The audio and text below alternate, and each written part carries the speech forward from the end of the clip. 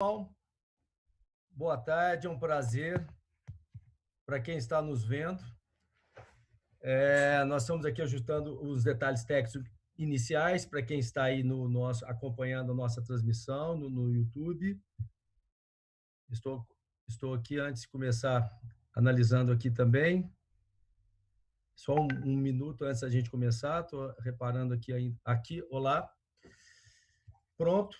É um prazer receber nessa tarde o nosso querido promotor de justiça, Antônio Suxberg. O doutor Antônio Suxberg é uma pessoa que dispensa a leitura de currículo.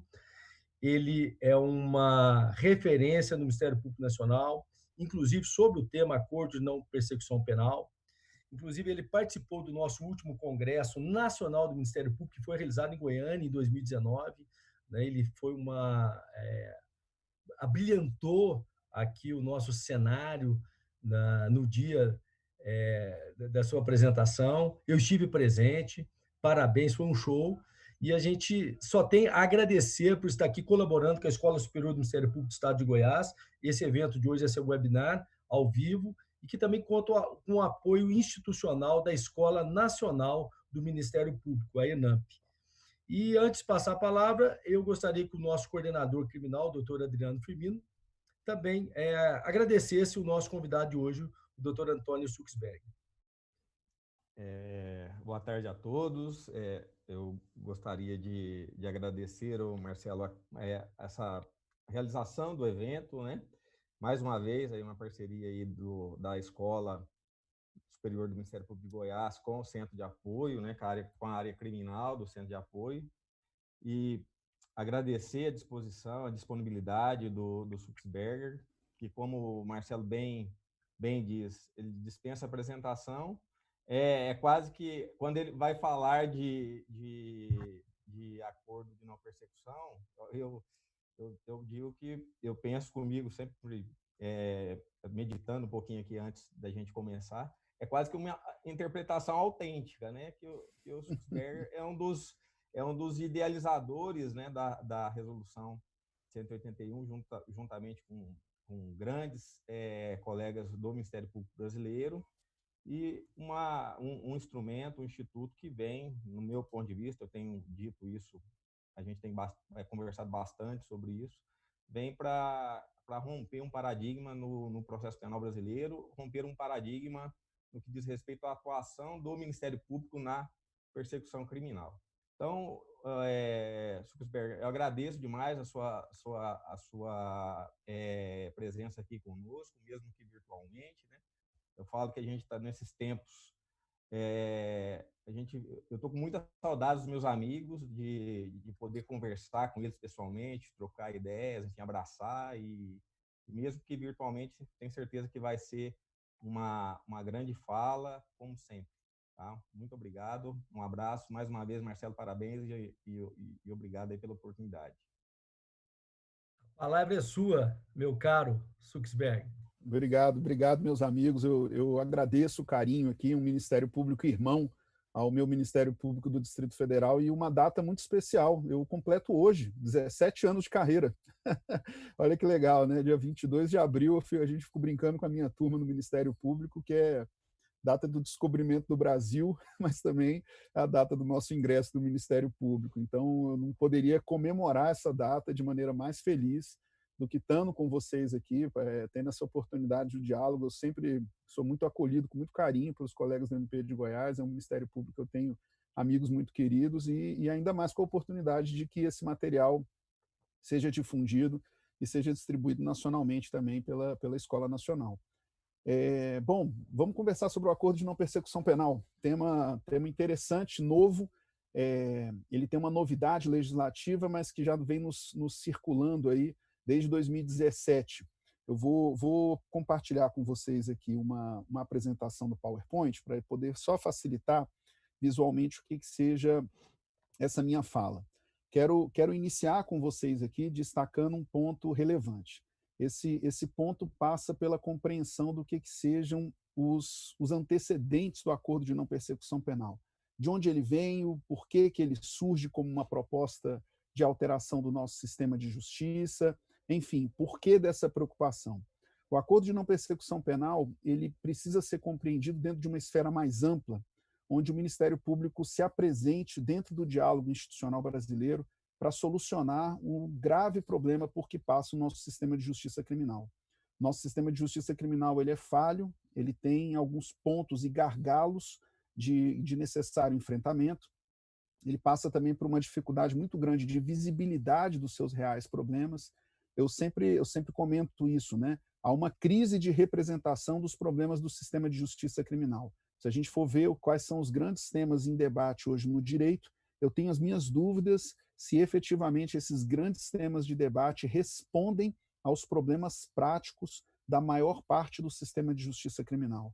Por exemplo, a gente percebe que os debates em geral giram em torno de grandes temas de enfrentamento da macrocriminalidade. É certo que a macrocriminalidade é um dos temas mais relevantes no direito penal e processual penal brasileiro, mas o que fazer com o fato de que nós tenhamos uma massa carcerária tão elevada e, ao mesmo tempo, a percepção de que o sistema de justiça deixa de punir ou deixa de dar resposta à parcela significativa da criminalidade.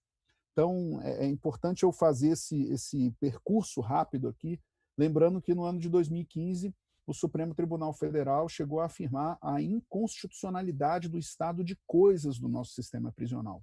Eu me refiro aqui a 2 julgados especificamente situados naquilo que nós chamamos de litígio estrutural ou litígio estratégico de interesse público, ou seja, quando o judiciário é chamado a colocar na agenda política um determinado problema. E esse problema era o nosso sistema prisional. Eu me refiro à arguição de descumprimento de preceito fundamental de número 347, a sua medida cautelar, de relatoria do ministro Marco Aurélio, foi julgado no ano de 2015, e igualmente o recurso extraordinário 641.320, este de relatoria do ministro Gilmar Mendes. Esse recurso extraordinário é o que deu ensejo à edição da súmula vinculante de número 56, ou seja, aquela súmula que diz que, diante da ausência de estrutura de oferta de vagas no sistema carcerário, admitiríamos soluções não comportadas pela lei, como, por exemplo, o cumprimento do regime semiaberto, restituindo a liberdade a esse apenado mediante monitoração eletrônica e outras soluções.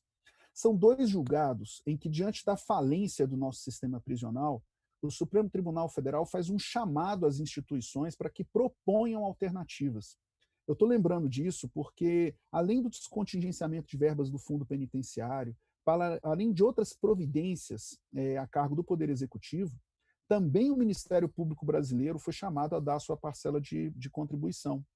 E aí eu destaco esse ponto porque nos anos que se seguiram ali, graças a um trabalho muito profícuo, inclusive da Corregedoria Nacional do Ministério Público, dentro do Conselho Nacional do Ministério Público, é percebido alguns ajustes ou alguns arranjos institucionais. Essa expressão que eu uso aqui é uma expressão que se refere ao modo pelo qual o Estado exterioriza a ação, ou seja, como é que um promotor se manifesta nos seus inquéritos, o que informa a decisão dele de oferecer ação penal.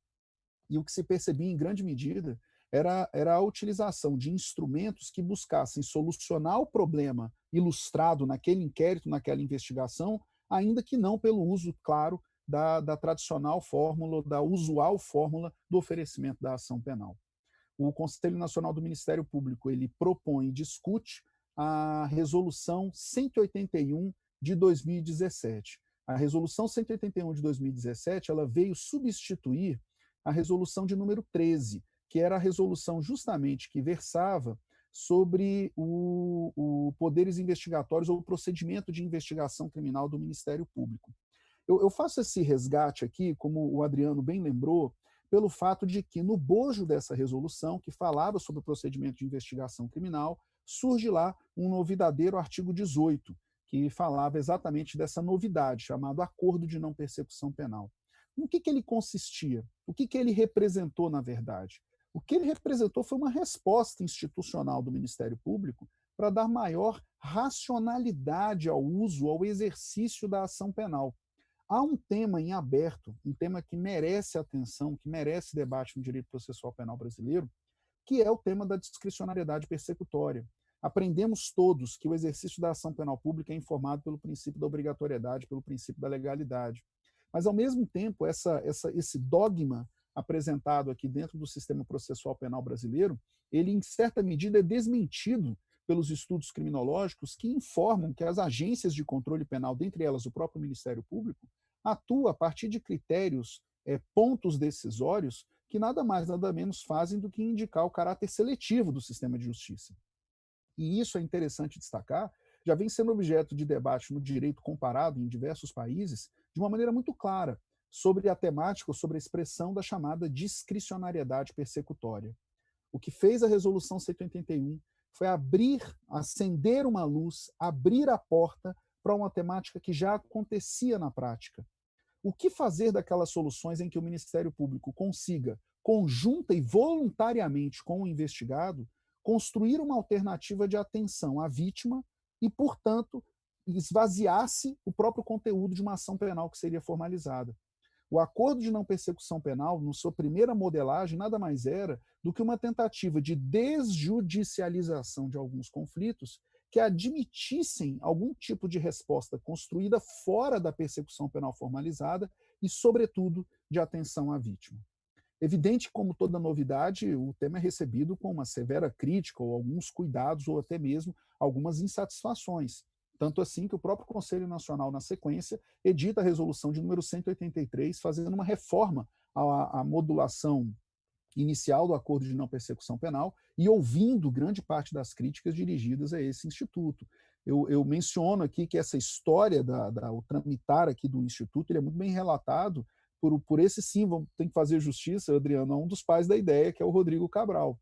Né? Participamos de uma comissão inicial que ensejou a propositura da então Resolução 181, um grupo de 4 colegas, que é o Vladimir Aras, procurador regional da República, o Luiz Felipe Carvalho, promotor do Ministério Público Militar, o Rodrigo Cabral, um colega valorosíssimo do Ministério Público do Paraná, e que, diga-se de passagem, ele trouxe a grande sacada dessa compreensão, talvez grande parte pela proximidade que ele tem da evolução e das discussões no direito alemão, e por mim mesmo. Na sequência, um grupo de trabalho estabelecido para estudos de alteração dessa resolução, que redundou na fórmula da Resolução 183.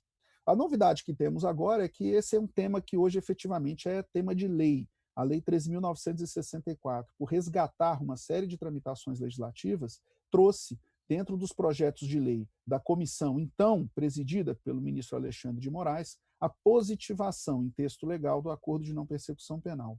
Mas ainda assim, eu quero lembrar uma coisa. Onde seria que a gênese ou a preocupação do acordo de não persecução penal? Eu queria destacar que o acordo de não persecução penal ele tem também uma base, em grande medida, presente no direito internacional, no direito comparado.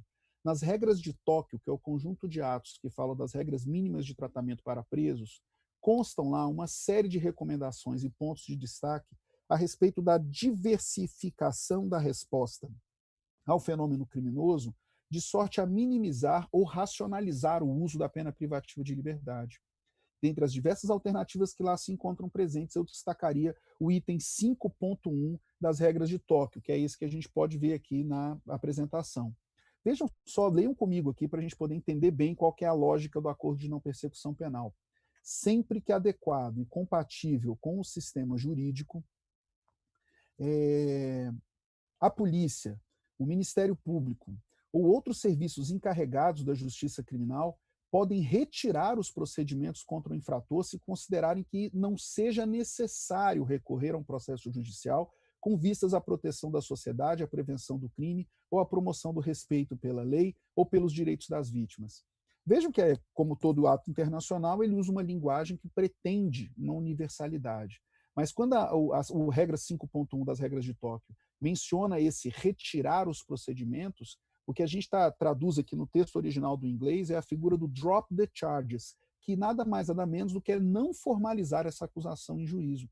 E o interessante é que ela nomina, como uma das primeiras vezes no nosso país, quais seriam os critérios a serem atendidos para se dizer que uma ação penal em juízo não seria necessária. Olha que interessante. Proteger a sociedade, prevenir crimes, promover respeito pela lei e esse último ponto aqui, que eu acho que é fundamental destaque, atenção aos direitos das vítimas. O nosso direito penal e processual penal, ele tem relegado a vítima a um plano inferior, a um plano de desatenção durante muito tempo. Aliás, é bem lembrar que vários colegas nossos de Ministério Público, eu destacaria aqui um colega valoroso do Ministério Público Mineiro, que é o Lélio Braga Calhau, ele dá atenção ao fato de que até hoje o preceito da Constituição que fala de uma política dirigida à vítima carece de implementação. Então, olha que interessante que é uma tentativa de se construir algum tipo de resposta que atenda à vítima sem a necessária formalidade da resposta penal. Bom, dito isso, hoje nós temos a matéria já legal. É importante, né, lembrar que a própria resolução foi objeto de 2 ações diretas de inconstitucionalidade. Particularmente, eu reputo que essas ações diretas decorreram da falta de compreensão à novidade que era o Instituto. Tome-se, por exemplo, são as ações diretas 5790 e 5793, se eu não estou equivocado, do Conselho Federal da Ordem dos Advogados do Brasil e da AMB. E os 2 principais argumentos que ali se colocam contra o acordo de não persecução penal são claramente argumentos de quem não entendeu o Instituto. O primeiro deles, no caso da OAB, dizia que o acordo de não persecução penal se aproximava de uma colaboração premiada. E ali realmente o equívoco é brutal, porque a colaboração premiada ela se aproxima do acordo de não persecução penal por ser um instrumento de justiça negociada, mas as semelhanças acabam aí. A colaboração premiada é meio especial de obtenção de prova. A preocupação da colaboração é produzir prova para elucidação e responsabilização de organizações criminosas. O acordo de não persecução penal é um instituto despenalizante, ele quer evitar a ação penal. Não dá para se fazer o paralelo entre 2 coisas que o único ponto de convergência que tem é a utilização de instrumentos negociais de justiça consensuada. A outra crítica que se fazia é que se abria mão ali do caráter último de fala do judiciário sobre o poder punitivo do Estado, o ius puniendi, equívoco brutal igualmente, porque a solução do acordo de não persecução penal, quando então previsto na resolução, era nada mais nada menos do que uma investigação que resultaria em arquivamento por ausência de interesse processual no exercício daquela ação penal.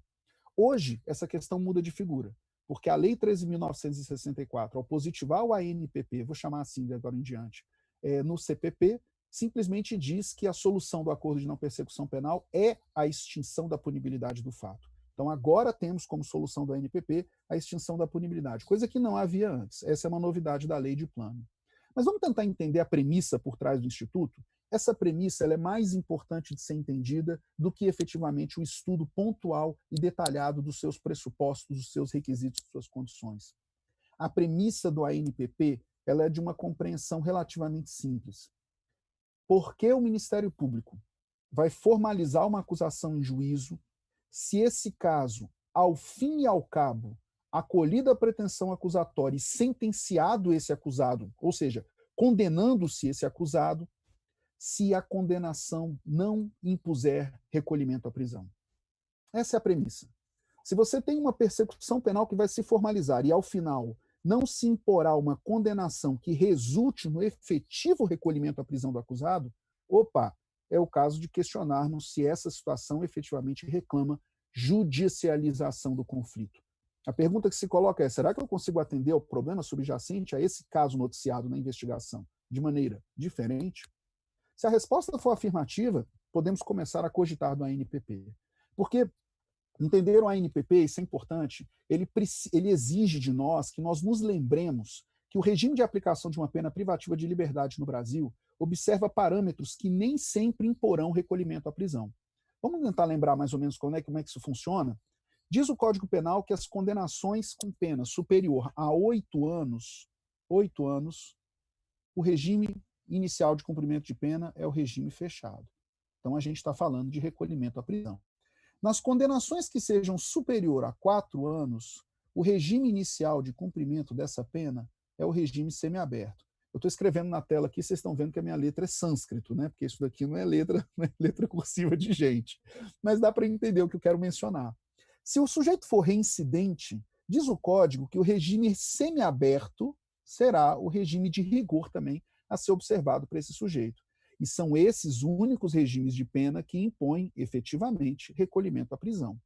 Porque se a condenação for uma pena inferior a 4 anos, e essa pena inferior a 4 anos se referir a um crime que não traz caso de violência contra a pessoa, estamos diante de uma situação que o próprio Código Penal possibilitará o quê? A substituição da pena privativa de liberdade por restritivas de direitos. Sem lembrar isso, a gente não consegue entender o acordo de não persecução penal. Porque a premissa dele é, se eu tenho uma condenação que o Ministério Público vai buscar, que ao fim e ao cabo, ainda que condene o acusado, não vá ensejar recolhimento à prisão, deve-se abrir a possibilidade de buscarmos a imediata atenção à vítima, a imediata fixação de medidas equiparáveis à pena restritiva de direitos. Parece pena restritiva de direitos, se cumpre tal qual pena restritiva de direitos. Eu até brinco falando que tem cheiro de pena restritiva de direitos, mas não tem, não é pena, por uma razão muito simples, não decorre, primeiro, do caráter mandatório e compulsório de uma sentença criminal e conta com a aquiescência, a voluntariedade do próprio investigado. Isso tudo para poder evitar aquilo que Carnelucci chamava de as misérias de um processo penal, a estigmatização, todo o esforço de um processo penal. Então, tendo isso em mente, a gente começa hoje a entender o que é a premissa do acordo de não persecução penal. Há um ponto que eu gosto sempre de destacar, que é o fato de que a opinião delicti do Ministério Público antecede o acordo. Para falar do ANPP, é porque ele já formou a sua convicção no sentido de que aquele caso é um caso de oferecimento de ação penal. Esse ponto é extremamente importante. O ANPP não é uma alternativa à investigação. O ANPP é uma alternativa à ação penal. Sempre que o Ministério Público recebe os autos de uma investigação, ou mesmo na investigação por ele próprio conduzida, são 3 as possibilidades que se colocam a ele. Ou ele entende que o caso não autoriza a ação penal e determina e promove o arquivamento. Ou ele entende que o caso é de ação penal e então vai oferecer a sua ação penal. Ou então ele reputa a necessidade de outras diligências imprescindíveis à formação da sua opinião delicti e determina o prosseguimento da investigação. O acordo de não persecução penal só tem lugar quando o Ministério Público conclui que ele vai oferecer ação penal. Eu destaco esse ponto, inclusive, para responder grande parcela das críticas infundadas que são construídas em relação a esse instituto. Muito se fala de uma maneira bastante enviesada e só pode derivar de uma má compreensão do tema quando se compara o acordo de não persecução penal com a figura do plea bargain ou plea bargaining, do direito norte-americano por excelência. A barganha da plea bargaining, ou seja, a barganha da plea, nada mais nada menos do que é negociar o modo pelo qual o acusado se apresenta em juízo. E o acordo de não persecução penal não é nada disso. A consequência de uma barganha, do plea bargaining, é sempre, invariavelmente, a imposição de uma condenação a esse investigado. A plea bargaining, no direito comparado, ela tem 2 figuras. A barganha da própria acusação, que chamamos de charge bargaining ou fact bargaining. Essa aqui é importante destacar, objeto de severa crítica no direito internacional em face da modelagem que o direito norte-americano realiza. Por quê? Porque ela faz com que o acusador barganhe a própria moldura da acusação. É o que acontece nos Estados Unidos e que hoje, provavelmente, nos próximos anos, deva ser objeto de algum tipo de reforma, porque, inclusive, é uma das razões pelas quais eles estão enfrentando uma crise seríssima de encarceramento em massa. A outra figura de barganha é uma figura de barganha sobre a pena a ser aplicada. É o chamado sentencing bargain. O que é o sentencing bargain? É quando, em um processo já instaurado e formalizado, o acusado reconhece a procedência da imputação e diz: vamos negociar sobre a pena a ser imposta? São os chamados acordos de culpa, ou, para usar uma expressão muito bem colocada pelos argentinos, o procedimento abreviado. No Brasil, nós não temos modalidade de plea bargaining no que diz respeito à barganha da acusação. Em nenhum caso. A transação penal não é plea bargaining, o acordo de não persecução penal não é plea bargaining, a suspensão condicional do processo não é plea bargaining, por uma razão muito singela. O sujeito não sai condenado desse acordo. Então, é importante destacar isso, porque não há assunção de culpa em juízo, ele não é condenado. Então, os paralelos com o plea bargaining, como aconteceu, por exemplo, no debate legislativo no Congresso Nacional, são absolutamente equivocados. O que se tem aqui, eventualmente, inclusive é por isso que se exige a confissão do investigado, que é uma confissão informal, é uma confissão prévia, e não é aquela confissão que se realiza em juízo, tal qual prevista no desenho do nosso Código de Processo Penal, ou seja, é uma confissão, inclusive por isso, retratável, caso seja formalizado o processo crime na sequência, é nada mais, nada menos do que um cuidado que se tenha para que o investigado, sempre assistido por seu advogado, aquilate, avalie, analise se o acordo é para ele vantajoso ou não.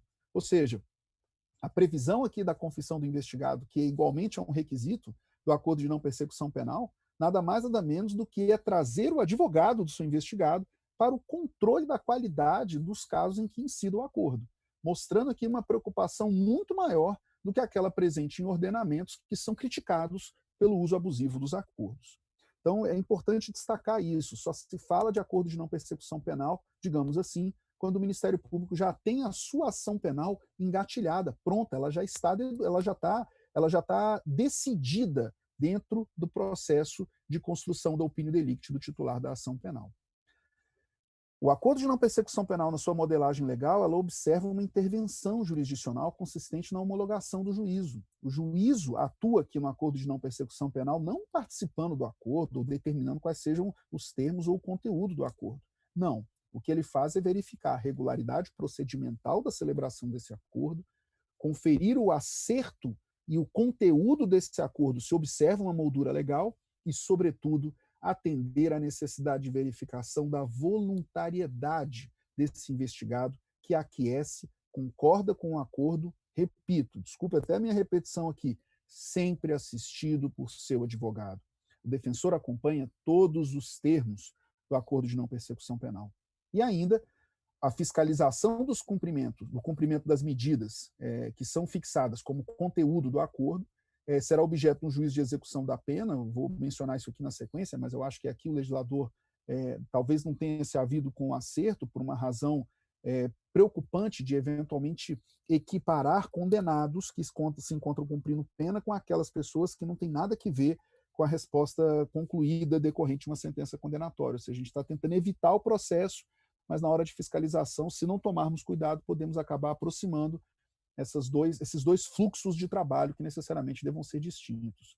E ainda a previsão de uma série de controles para o caso da decisão do Ministério Público se mostrar ilegal, abusiva ou infundada quando ele eventualmente negar a proposta do acordo de não persecução penal. Ou seja, a própria lei trouxe igualmente a possibilidade de um investigado provocar instâncias revisionais dentro do Ministério Público. Por fim, destaco aqui a consequência de um acordo cumprido. Qual a consequência? A solução de punibilidade do fato. Esse fato tem a sua punibilidade extinta, reconhecida por decisão judicial e pronto, temos aqui um caso penal resolvido, não solucionado, resolvido, porque não há que se falar aqui em solução de culpa ou mesmo de definição de condenação desse investigado que faz o acordo, desse instituto despenalizante. Ou seja, um instituto negocial por meio do qual o Ministério Público e investigado, sempre acompanhado por seu advogado, celebram uma avença, um acordo em que, atendidos os pressupostos da incidência desse acordo, observados os requisitos subjetivos do investigado, o seu conteúdo pode trazer medidas equiparadas a penas restritivas de direitos. E, se cumprido esse acordo depois do crivo judicial que o homologa, a possível solução de punibilidade desse fato, com isso, evitando a formalidade e o ajuizamento de uma ação penal. Como se vê, então, a gente está falando de um instituto despenalizante que evita o ajuizamento da ação penal, porque se atendem àqueles critérios que eu enumerei lá das regras de Tóquio, dada sem a necessidade de que a gente tenha a formalidade da ação penal em juízo. De maneira mais didática, eu queria a atenção de vocês a esse quadro aqui que eu elaborei, que nada mais faz aqui do que usar as categorias tal qual como apresentadas na teoria do direito como um todo, em que você tem a distinção entre que sejam os pressupostos, ou seja, o plano de existência de determinado fato jurídico, né? Ou seja, pontos que antecedem a própria possibilidade de realização desse fato jurídico, que são pontos estáticos e de necessária apreciação previamente à própria celebração ou ser aventado o acordo.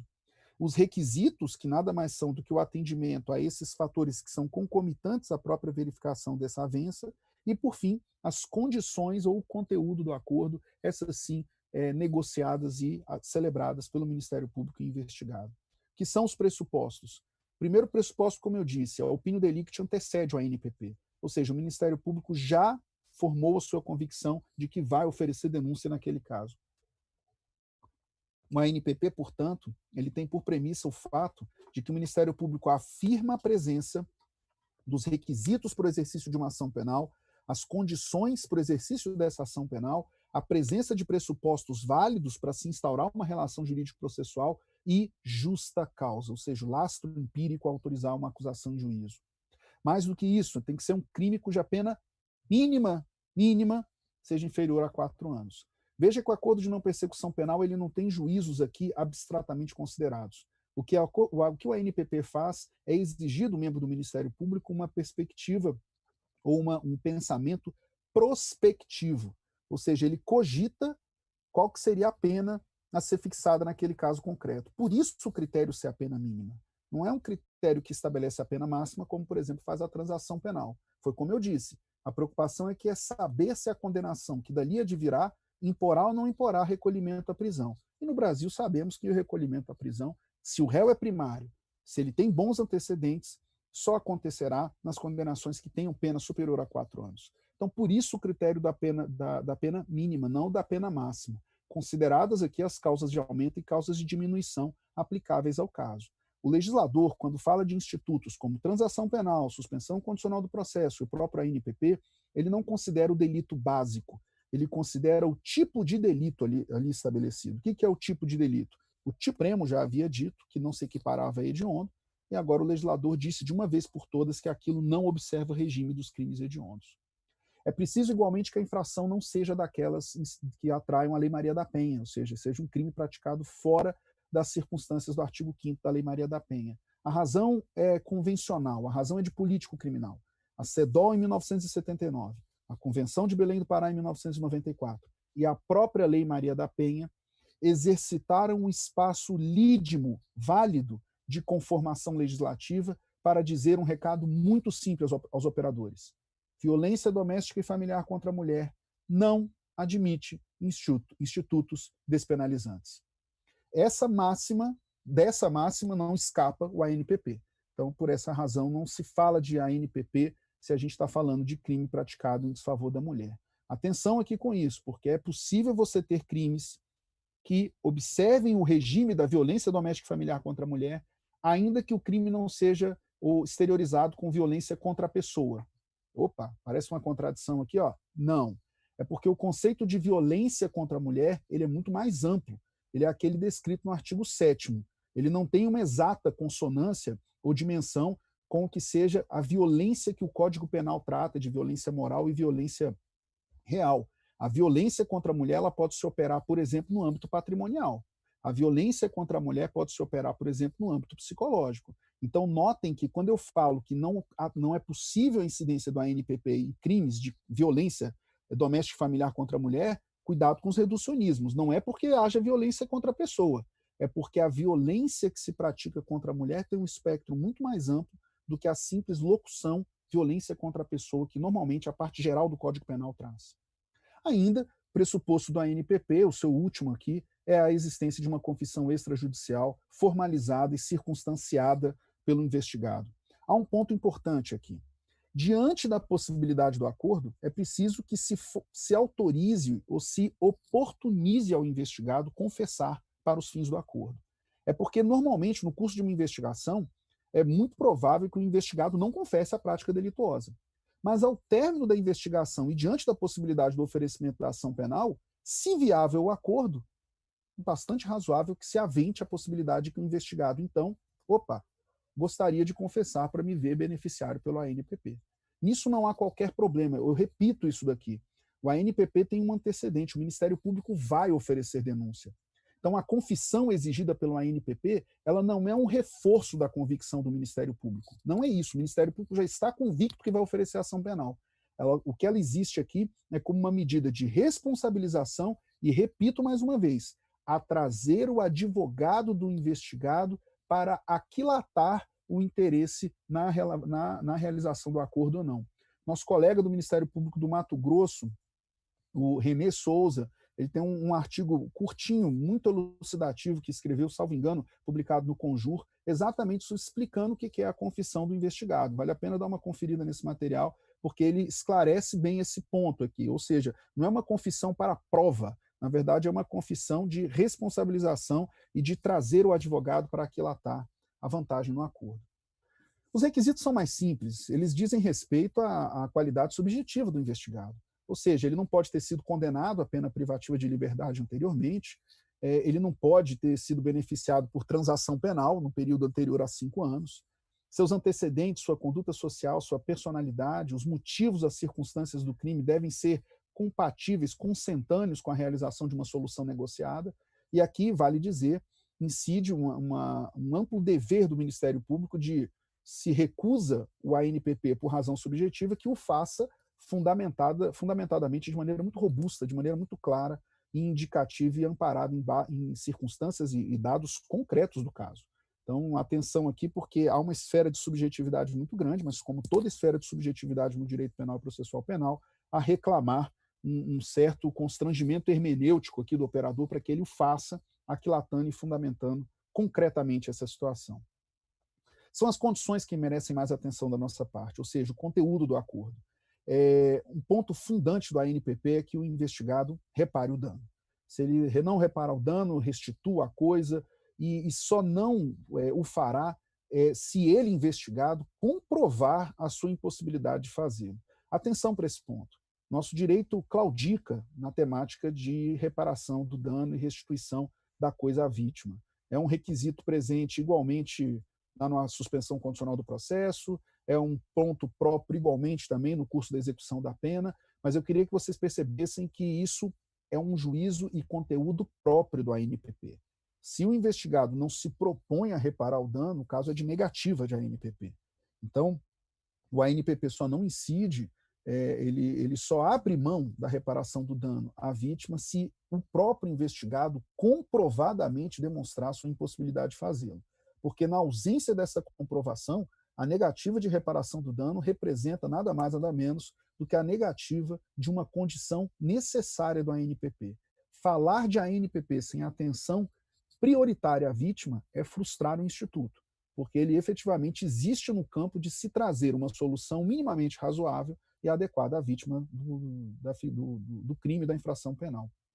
A renúncia a bens e direitos indicados pelo Ministério Público, pelo investigado, que figurem como instrumentos, produtos e proveitos do crime, é um conteúdo do acordo que nada mais faz do que antecipar aquilo que seria o equivalente a um efeito genérico de uma condenação criminal.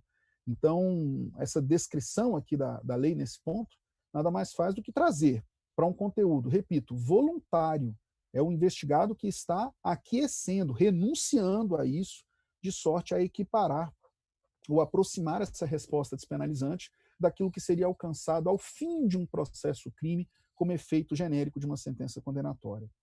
O acordo ainda pode trazer prestação de serviços à comunidade. Em que medida? Na medida em que você tem a pena privativa de liberdade com uma causa de redução de 1 a 2/3 e seguidamente convertida ao que seja um tempo de prestação de serviços à comunidade.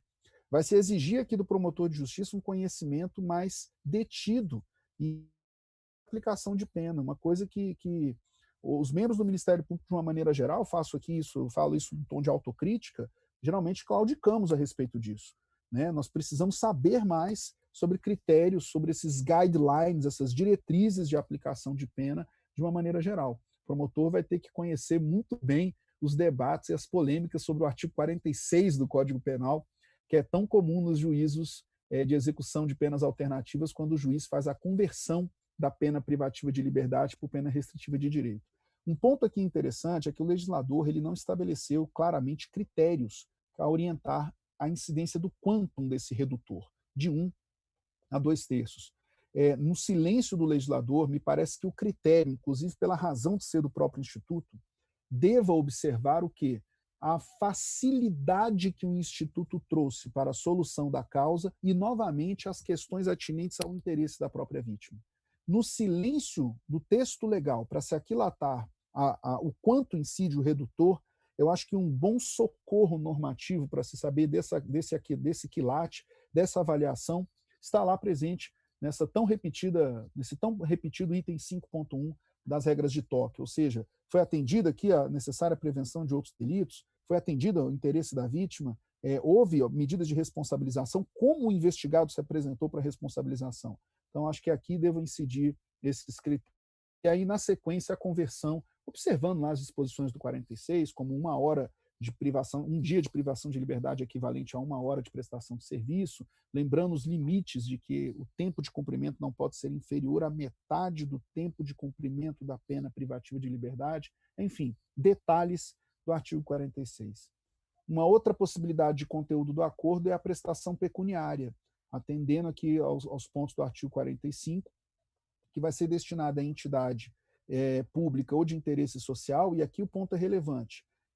Olha que interessante, cuja finalidade se aproxime dos bens jurídicos que eventualmente tenham sido vulnerados ou atingidos pela prática criminosa. Então, o legislador aqui mostra uma preocupação muito grande para que não se banalize a prestação pecuniária de uma maneira geral, como muitos criticam ter acontecido na Lei 9.099. E, além disso, ainda há uma abertura para outras condições a serem estipuladas pelo Ministério Público, desde proporcionais e compatíveis com a infração. Eu reproduzi aqui alguns enunciados produzidos pelo CNPG, são enunciados de uma maneira geral que trazem aqui uma preocupação de visibilidade e aplicação prática mesmo, em que o CNPG tentou se adiantar, né, pelo seu grupo lá, dos colegas que compõem especificamente o Centro de Apoio Operacional Criminal dos Ministérios Públicos, alguns pontos, né? Então, atenção aqui, ele é faculdade do Ministério Público e a titularidade de aferição da ANPP é privativa do Ministério Público. Estamos no campo aqui da chamada discricionariedade regrada. Da onde vem essa expressão? Essa expressão aqui foi a expressão cunhada pela doutrina lá nos idos de 1995 para poder explicar a transação penal. Ou seja, o Ministério Público ele é titular dessa aferição, ele afere isso exclusivamente, mas quando ele afirma positivamente a presença dos pressupostos requisitos para fazê-lo, ele não pode deixar de ofertar. Então, percebam que o processo de escolha e decisão ele não pode se converter num processo de arbitrariedade. Discricionariedade é a existência de possibilidade decisória dentro de uma moldura normativa. Discricionariedade não é sinônimo de decisão arbitrária. Então, é importante lembrar isso, porque são lições que a gente vai ter que trazer aqui para o acordo de não persecução penal. Dentre outros pontos que eu quero destacar com vocês, eu quero mencionar aqui rapidamente a temática do controle da revisibilidade e da recorribilidade. A legislação foi muito feliz aqui ao estabelecer uma ferramenta de controle da atuação do Ministério Público. Diz o CPP, no seu parágrafo 14, que, havendo recusa pelo Ministério Público em propor o ANPP, o investigado pode requerer a remessa dos autos a um órgão superior, na forma do artigo 28. Faço um ponto aqui, né? Primeiro, o que é que se entende por artigo 28? O 28, na sua redação, né, pela Lei 13.964. É importante destacar isso porque sabemos que a Lei 13.964 foi objeto de uma série de ações diretas de inconstitucionalidade. E nesse momento que eu converso com vocês, a disposição do artigo 28, tal com a redação estabelecida pela 13.964, ela está com a sua eficácia suspensa pelo Supremo Tribunal Federal. É a liminar procedida lá em 22 de janeiro, concedida pelo ministro Luiz Fux, relator das ações diretas, em que ele diz, e por isso, provoca um efeito repristinatório da redação original, a redação própria do CPP, lá do artigo 28. Esse destaque é importante porque a remessa que se refere ao parágrafo 14 nada mais é do que a remessa aos órgãos revisionais do Ministério Público. E o ponto que interessa aqui é o juiz não é instância de controle do ANPP. O que o juiz faz é o papel dele na homologação. Mas notem que esse juiz aqui, ao exercitar esse papel, ele não dispõe da possibilidade de provocar revisão. Ele não faz isso. Quem pode provocar revisão, quem é? É o investigado. Então, essa aqui é uma novidade na nossa legislação e é importante a gente ter atenção para isso, porque a gente vai ter que aprender a lidar com essa novidade. Nós somos muito habituados a sempre solucionar as desinteligências entre órgão acusatório, Ministério Público e juízo criminal por meio do artigo 28. A Lei 13.964, ela dá adeus ao 28, tal como o conhecemos. Então, o que nós temos aqui na sequência? É a outorga ao investigado da possibilidade de provocar as instâncias revisionais do Ministério Público. Então, é importante lembrar isso aqui. E isso vai se dar, evidentemente, no caso do Ministério Público da União, pelas suas câmaras de coordenação e revisão. No caso dos Ministérios Públicos dos Estados, essa temática vai ser muito interessante. porque com o fim do 28, como tradicionalmente o conhecemos, afasta-se aqui a previsão expressa do procurador-geral como instância revisional do promotor criminal. De qualquer sorte, eu não vou ter tempo para poder desenvolver isso daqui, mas faço essa provocação a vocês. É um tema que vai aparecer num artigo que eu escrevi lá na revista do Ministério Público do Rio de Janeiro, em que eu falei que isso era uma situação que nos remete a uma figura da chamada ocasio legis. O que é ocasio legis? Eu vou ter que buscar qual que é a razão subjacente à própria previsão do preceito legal, que hoje já não mais existe, para poder ver se essa razão ainda está presente hoje. E o que é ocasio legis nesse caso? É entender que quem revisa o ato do promotor tem que ser o mesmo sujeito que coordena a ação do Ministério Público. Senão você vai ter uma coisa capenga. É o que acontece, por exemplo, no Ministério Público da União. Os órgãos setoriais nominados câmaras de coordenação e revisão fazem esse duplo papel. Não faz sentido que nos MPs estaduais você tenha os centros de apoio operacional coordenando as ações do Ministério Público e, de outra parte, um outro órgão, que não o próprio Procurador-Geral também, fazendo a sua tarefa de revisão. Se ele vai criar um sub-órgão, se ele vai criar uma figura dentro da sua própria estrutura para fazê-lo, isso é coisa que, inclusive, os estados poderão legislar de maneira específica. Mas o ponto todo que interessa é que esse papel revisional parece ainda se encontrar dentro da Procuradoria-Geral de Justiça. Outra questão é que a lei trouxe a figura do recurso em sentido estrito a ser manejado contra a negativa de homologação. Isso eu preciso da atenção de vocês. O recurso em sentido estrito, que dá ao tribunal a revisibilidade do ANPP, se dirige ao ato do juiz. Então, atenção aqui, porque o recurso em sentido estrito, ele tem uma premissa. Qual que é a premissa? MP e investigado concordam no ANPP. Eles querem um acordo. Quem recusa a homologação é o juízo. Essa premissa é fundamental de se entender, porque não se resolve os problemas do Ministério Público e a sua oferta de acordo com recurso judicial. Não tem como. A única possibilidade revisional aqui é a remessa dos autos ao próprio órgão revisional do Ministério Público. Se recurso há, nessa figura do parágrafo 14 do 28A, seria assemelhado a um recurso administrativo. A matéria não é jurisdicional, porque o recurso jurisdicional ele se volta à figura de negativa de homologação. E aí, brincando aqui, Ministério Público e investigado vão de mãos dadas pleitear o recurso em sentido estrito contra um juízo que se recusa a homologar esse acordo. Esse é o espaço do recurso em sentido estrito, porque tudo que disso escapa, a gente está falando da revisão dentro do próprio Ministério Público. E aí eu coloquei aqui, o ANPP ele antecede a ação penal. Como instituto que antecede a ação penal, cuidado, os eventuais vícios decorrentes da sua negativa de oferta ou do silêncio sobre o ANPP, eles podem redundar numa eventual nulidade do processo dali advindo, mas que igualmente observará regras de preclusão. Esse ponto aqui é muito importante porque há bastante confusão aqui nas primeiras falas a respeito desse instituto de uma maneira geral. O que eu quero destacar com isso? Imaginemos duas situações distintas. Na primeira delas, o membro do Ministério Público deveria ter dito sobre o ANPP e não o fez. O que resta ao investigado fazer? Por meio, sempre assistido por seu advogado, provocar a remessa dos autos ao órgão revisional do MP. Imaginemos que o Ministério Público promoveu a ação penal sem essa oportunidade de fala do investigado.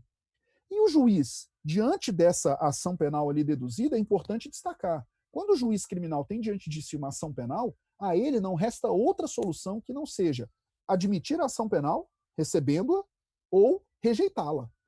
Se ele recebe essa ação penal, ou seja, se ele instaura o processo crime de um caso que deveria ter sido um caso de acordo de não persecução penal, o que sobra numa situação como essa é o agora acusado, quando citado dessa ação penal, imediatamente arguir a sua preliminar de nulidade. Nulidade do quê? Nulidade imputada ao Ministério Público? Não. Nulidade do ato decisório que recebeu a ação penal. Então, o que busca a preliminar da defesa é a cassação da decisão que recebeu a ação penal, retornando ao status quo ante, para que, antes do recebimento e da oferta da ação penal, diga ao Ministério Público sobre o ANPP. E se ele não disser recusando a proposta, utilização do parágrafo 14 do artigo 28A. Então, percebam que o ANPP ele é um instituto, falando grosso modo, falando de maneira informal, que está nas mãos do Ministério Público. ele não é uma matéria que vai se submeter à jurisdicionalização sequer por tema recursal. O que pode vir a acontecer é a nulidade do processo por não cumprimento de uma etapa que deveria ter sido antecedente à oferta da ação penal. Agora, percebam, não vai haver a possibilidade de que a defesa, silente no momento da sua resposta escrita à acusação, lá na frente diga, opa, era o caso de ANPP. Não, isso não vai acontecer, porque aí o que vai acontecer? Necessariamente opera-se a preclusão. O sujeito concordou, aquecendo silenciosamente com os efeitos de um ato que se realizou de maneira atípica. Preclusão. Então, atenção para isso, né? Se há negativa do acordo antes da ação penal, a solução está no parágrafo 14, em que o investigado requer a remessa dos autos ao órgão revisional. Agora, se isso ocorre depois da ação penal, a única solução aqui de judicialização disso, ou seja, de resposta jurisdicional a essa falha, é a buscar a nulidade da decisão que recebeu a ação penal, porque ali se deveria ter antecedido o acordo de não persecução penal. Eu faço alguns comentários rápidos aqui de problemas práticos do ANPP, e aí eu vou correr um pouquinho mais, já caminhando para a conclusão. Me acompanhem aqui comigo. A lei, né, que entrou em vigor em 22 de janeiro desse ano, né, trazendo essa nova redação, artigo 28A, como eu destaquei para vocês, trouxe uma figura que soluciona a punibilidade do fato. Imediatamente à vigência da lei, veio a pergunta, será que o ANPP vai se aplicar a casos em andamento? Né? E, inclusive, já surgiu o nome aqui para tanto, que seria o tal do acordo de não continuidade da ação penal. Uma expressão que já vinha sendo sustentada, entre outros, pelo nosso colega lá do Ministério Público do Pernambuco, o Francisco Dirceu de Barros.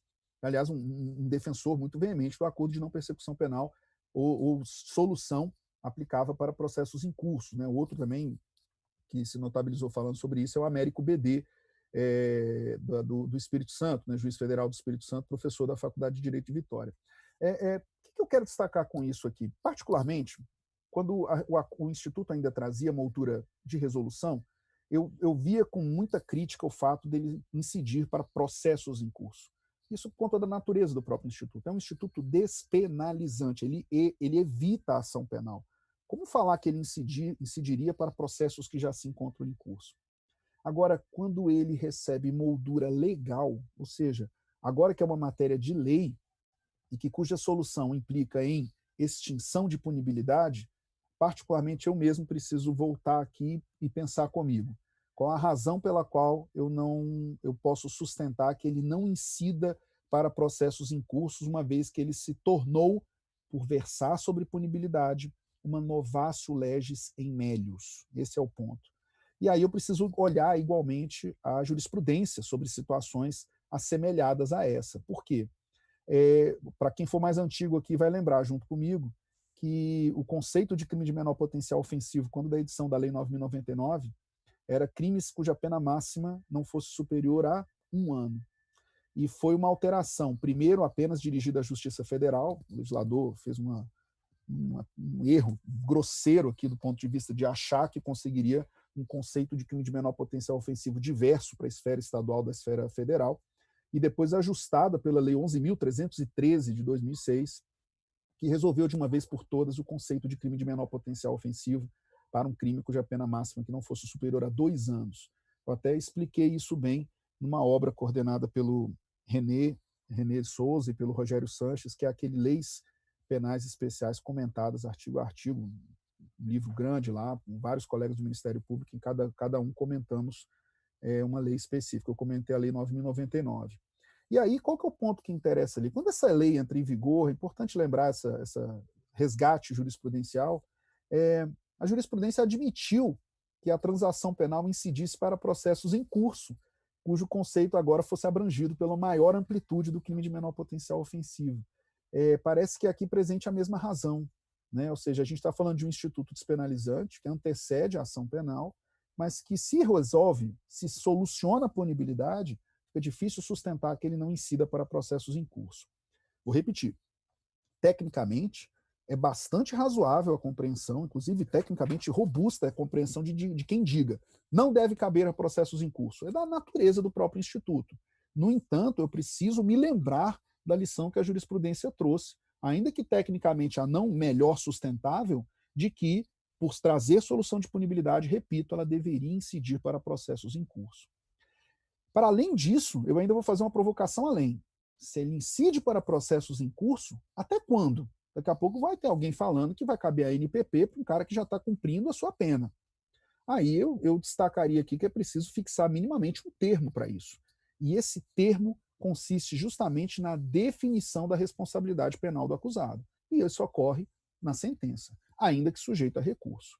Então, dentre os posicionamentos, para poder fazer uma síntese aqui, eu tenho aqueles que entendem que não devem incidir para processos em curso.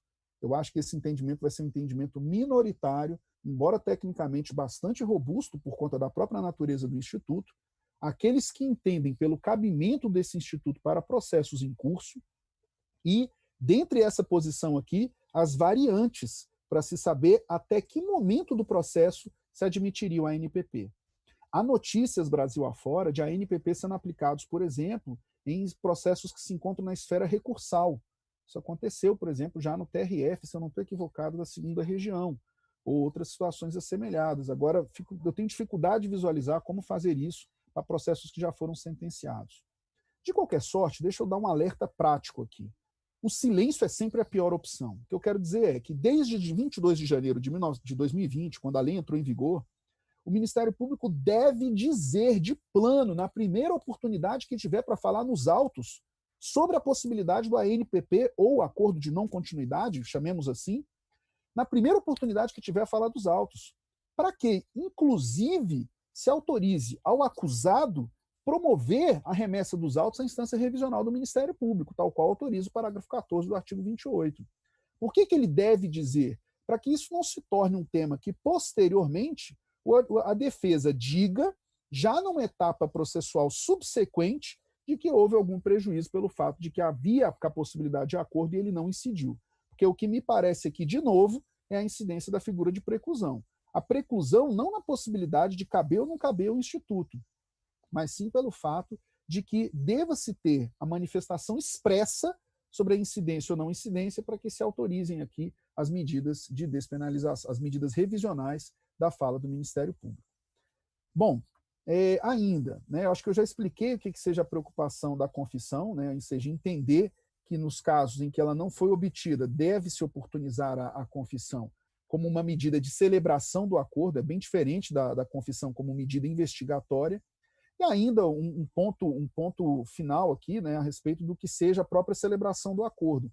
O acordo, por excelência, deveria se dar nas instalações do próprio Ministério Público, mas se isso não for possível, ele pode até ocorrer nas instalações do juízo, desde que o juiz não participe da negociação.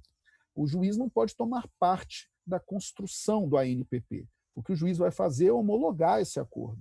E aí o ponto interessante aqui é que, na homologação, não parece ter lugar aqui espaços de fala ou outra questão que não seja a verificação da voluntariedade dos termos do acordo pelo próprio juízo. Brasil afora já se discute muito se seria necessária a presença do Ministério Público ou não nessa audiência de homologação. O que me parece aqui é que é de todo recomendável a presença do Ministério Público nesse ato, porque se trata de um acordo por ele próprio construído, até para poder esclarecer algum ponto, mencionar ou sustentar alguns posicionamentos que dali estejam diante de um acordo já aquecido pelo investigado. Mas, de fato, não haverá prejuízo à homologação do acordo caso o Ministério Público não se faça presente nesse ato. A realização de ato judicial presencial deriva do texto legal, mas aí, nesse ponto, se é apenas a verificação da legalidade do seu conteúdo, também não haveria problemas à simplificação desse ato presencial. Por fim, aqui minha última fala, porque eu acho que eu já até estourei o tempo, eu já estou me aproximando de 1 hora de fala já, Marcelo e Adriano, já avançando demais e pedindo a paciência de quem nos acompanha até aqui. Eu ia apenas mencionar aqui essa questão da revisibilidade para poder trazer um dos temas que vai ser um tema doloroso, que é dizer será que a discordância do investigado diante do próprio conteúdo do acordo se equipara a uma negativa do acordo pelo Ministério Público? Eu acho que aqui eu quero adiantar aqui alguns pontos que vai ser muito relevante que os órgãos de coordenação editem enunciados, editem súmulas, editem orientações para poder lastrear o membro do Ministério Público e unificar a atuação do Ministério Público na construção desses acordos, para que, quando ele atuar lastreado nessas hipóteses, a eventual discordância do conteúdo do acordo não implique a afirmativa de que há negativa de propositura. Uma última fala minha aqui diz respeito ao fato da execução do juízo de execução da pena como ponto de fiscalização do ANPP, que é uma previsão da lei 13.964. É importante destacar que a lei não trouxe uma figura de deslocamento de competência. Ou seja, eu quero deixar isso claro, né? A competência no processo penal ela é uma competência material ou funcional.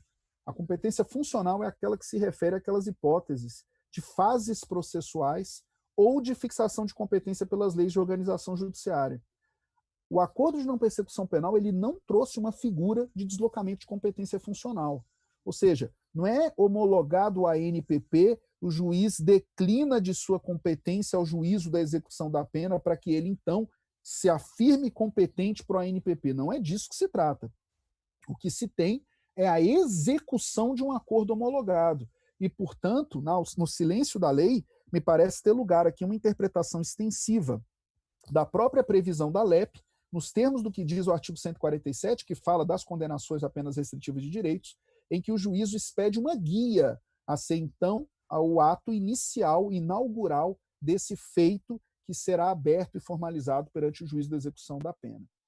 Com o CEUU, né, ou seja, o Sistema Eletrônico de Execução Unificado, o CEU do CNJ, isso pode se dar, inclusive, com peça inicial formulada pelo Ministério Público, mas desde que, lembrando, a partir de uma guia expedida pelo juízo homologatório do acordo, que não se pode confundir aqui como uma medida importantíssima para não se frustrar o Instituto, é de que isso não tem o mesmo fluxo de trabalho das execuções da pena. A gente lembrar isso. A gente está falando de um instituto despenalizante. Se na hora de fiscalizar as medidas a gente botar no mesmo pacote de quem está cumprindo pena, a gente vai ter aqui, em grande medida, uma frustração do Instituto. Então, eu caminho aqui para a minha conclusão destacando isso, né? O acordo de não persecução penal ele traz mudanças que vão exigir adequação e adaptação estrutural, institucional do Ministério Público. Ele é um grande desafio. É um desafio que já deveria ter sido abraçado por ocasião da resolução. Mas agora que virou lei, aí eu acho que tem que se vencer aqui as eventuais antipatias ou eventuais resistências ao Instituto para que nós possamos trabalhar melhor o Instituto. O texto legal tem falhas, mas são falhas que podem ser adaptadas ou ajustadas a um bom ajuste institucional do Ministério Público.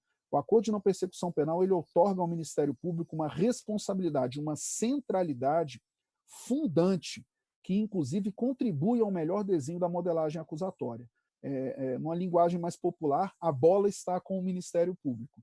Há uma responsabilidade muito grande no êxito do Instituto.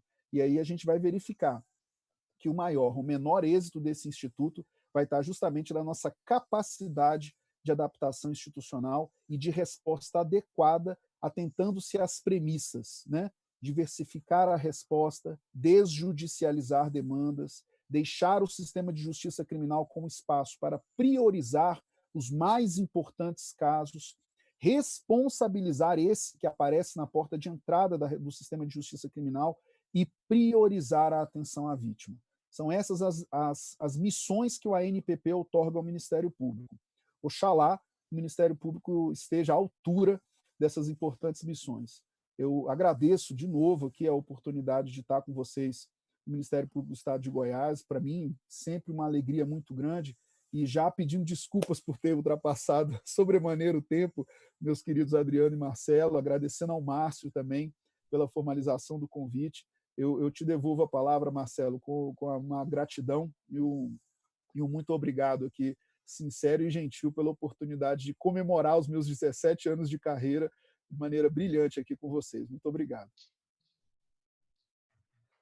Nós é que agradecemos, Suxberg, essa brilhante exposição, sempre trazendo aí um conteúdo muito preciso, com toda certeza acrescentou demais para todos aqueles que assistem, e eu Agradeço também por ter autorizado que esse curso faça parte também das nossas capacitações, né? Vai fazer parte de uma capacitação da Escola Superior de Goiás, vai fazer parte de uma capacitação da Escola do Rio Grande do Superior do CEAB do Rio Grande do Norte. Vamos Eu colocar esqueci também esqueci de explicar isso, Marcelo. Era minha fala final, eu acabei esquecendo aqui, né? Que o material ele deve circular de uma maneira geral e eu fico muito feliz por isso, né? Porque você, o Adriano, o Márcio, os nomes dos colegas que eu mencionei aqui, né? As obras que têm sido produzidas a respeito da Lei 13.964, Vladimir Aras, André Clark, Luciano Vaccaro, Renê Souza, o próprio Américo BD, o Paulo César Busato, no Paraná, o Mauro Messias, no MP do Pará, que tem uma obra, um livrinho também perfeito sobre isso. Ou seja, a bola está conosco de tentar produzir, refletir, pensar as alternativas. E, de plano, fico muito feliz aqui pela utilização do material. E recebam aí com um abraço e me colocando aqui prontamente à disposição para qualquer dúvida que os colegas tiverem, porque eu possa ajudar. Eu estou à disposição, o contato é fácil. Então, tá bom. Nós é que agradecemos. Eu passo a palavra para o Adriano, se ele tiver uma consideração final, e também saiba que está sempre aberta, a Escola Superior está sempre aberta, e vamos passar esse período de pandemia, vamos vencê-la, e espero recebê-lo aqui presencialmente no curso, e vamos tê-lo aqui, né, para poder te dar aqui te dar um caloroso recebimento, tá bem? Adriano, uma palavra final. Agradeço, Marcelo, Suxberger, agradeço demais a tua fala, que pontua, né, teu conhecimento sobre o tema, né, as dificuldades interpretativas, né, de entendimento do Instituto, que é novo, e das confusões que, de algum modo, ocorrem com aquelas traduções do direito estrangeiro, e isso acho que é um ponto que é muito importante. Nós, do Ministério Público, nós precisamos efetivamente deixar isso bem claro, né? Aqui no acordo de não persecução, e acho que você sempre bate muito bem nessa tecla, e eu acho que nós precisamos pontuar isso sempre. Não se pode confundir as figuras das PLIs, do direito anglo-saxão, do direito espanhol ou do direito italiano, por exemplo, para citar alguns, né, com o nosso acordo de não persecução, porque o acordo de não persecução não envolve reconhecimento de culpa. E isso muda completamente a análise do Instituto dentro dessa perspectiva de estrutura acusatória, dentro dessa perspectiva do próprio sistema de justiça criminal. A sua exposição ela é muito, muito clara, muito forte nesse sentido, né, pontuando as questões que nos trazem no dia a dia, né? Eu aqui na coordenação,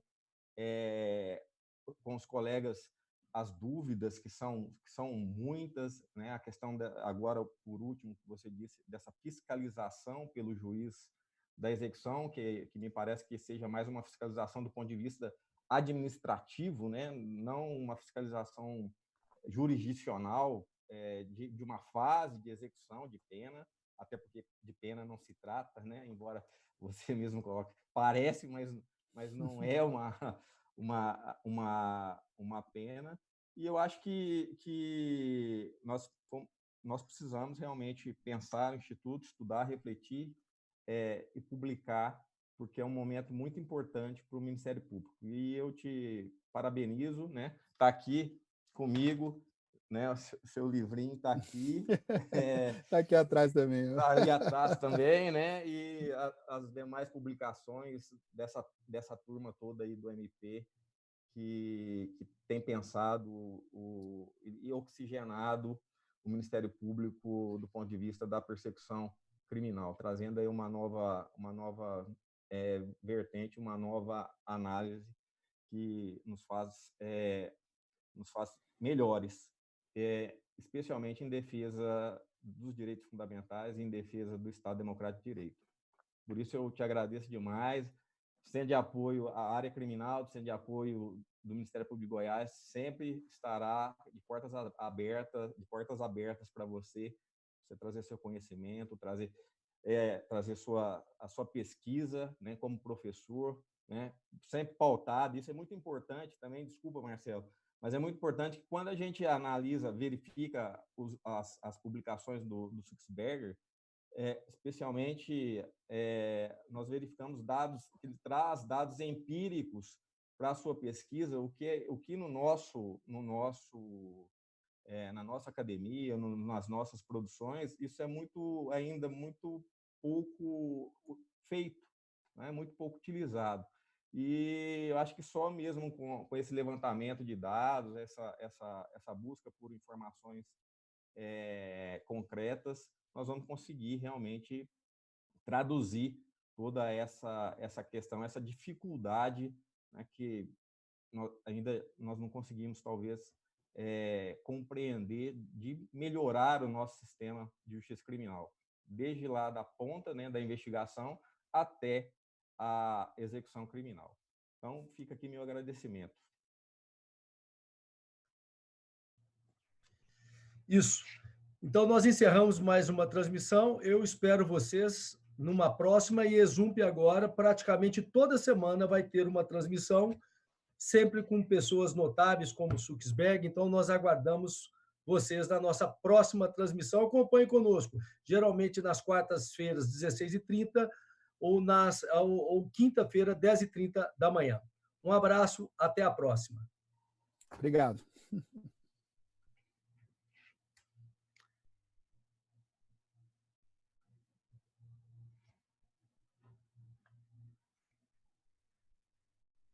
Vamos ver aqui. Deu?